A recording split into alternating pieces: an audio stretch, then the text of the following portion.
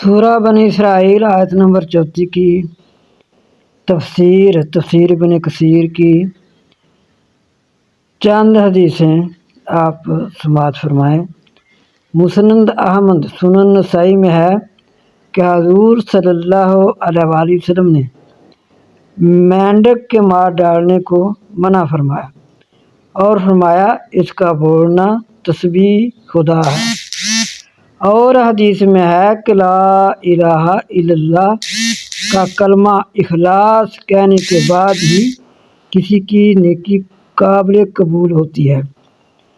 الحمدللہ کلمہ شکر ہے، اس کا نہ کہنے والا خدا کا شکر ہے۔ اللہ اکبر زمین و آسمان کی فضا بھر دیتا ہے۔ اللہ اکبر کہنے سے زمین و آسمان کی فضا بھر دیتا ہے۔ سبحان اللہ کا کلمہ مخلوق کی تسبیح ہے۔ اللہ نے کسی مخلوق کو تسبیح اور نماز کے اقرار سے باقی نہیں چھوڑا۔ جب کوئی لا حول ولا قوت الا باللہ پڑھتا ہے تو اللہ تعالیٰ فرماتا ہے میرا بندہ مطیع ہوا، فرما بردار ہوا اور مجھے سونپا۔ مسند احمد میں ہے کہ ایک اعرابی تیار سی جبہ پہنے ہوئے جس میں ریشمی کف اور ریشمی کنڈیاں تھیں حضور صلی اللہ علیہ وسلم کے پاس آیا اور کہنے لگا کہ اس کا ارادہ ہے اس کے سوا کچھ نہیں کہ چراہوں کے لڑکوں کو اونچا کرے اور سرداروں کے لڑکوں کو ذلیل کرے۔ آپ کو غصہ آ گیا اور اس کا دامن گھسیٹتے ہوئے فرمایا کہ تجھے میں جانوروں کا لباس پہنے ہوئے تو دیکھتا نہیں ہوں۔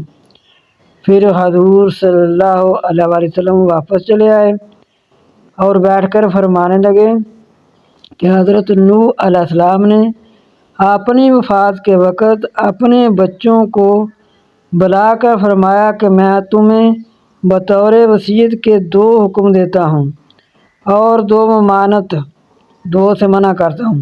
ایک تو میں تمہیں اللہ کے ساتھ کسی کو شریک کرنے سے منع کرتا ہوں اور دوسرے تکبر سے روکتا ہوں۔